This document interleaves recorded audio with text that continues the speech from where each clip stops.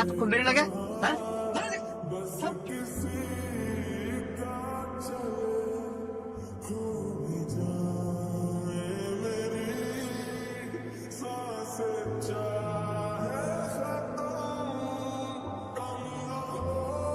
কিরে? হ্যাঁ তুই একা একা এনে বয়ে রেছিস? চৌধুরী বাড়ি ছোট মেয়েটাকে বিয়ে করে ফেলি। ছোট মেয়েটা হ্যাঁ হ্যাঁ কেমন হবে? সে বাবা সেই একদম ফকফকা সাদা। কে?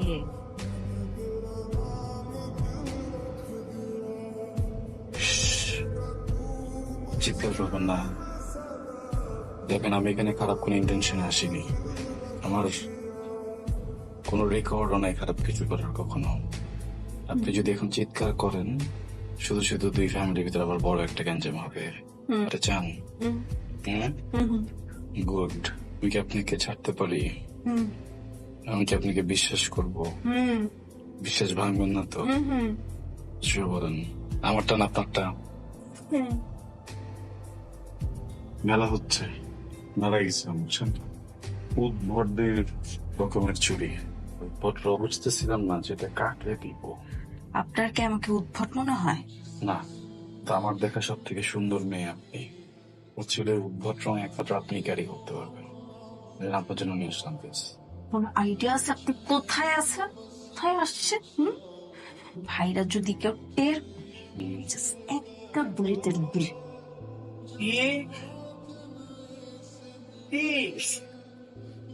হ্যাঁ ভাইজান বলতেছি।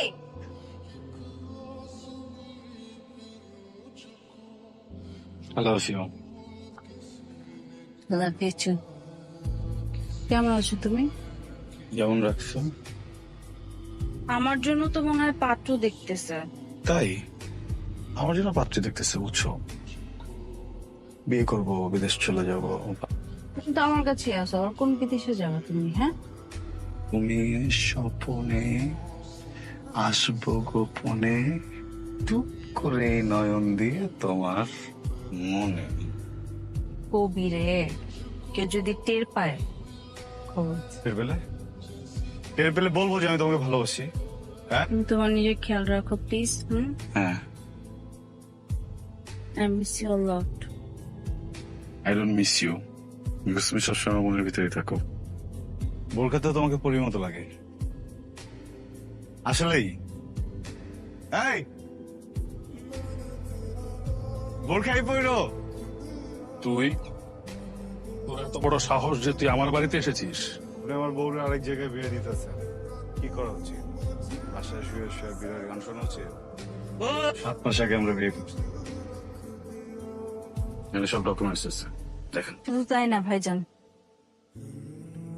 আমি প্রেগনেন্ট। তাহলে তো এখানে আর কোনো কথা চলে না। চল বাপ। এখন উচিত ছিল তোমাদের দুজনকে গুলি করে মেরে ফেলা, কিন্তু যে আসছে ওর জন্য পারলাম না। সব কিছু মেনে নিলাম।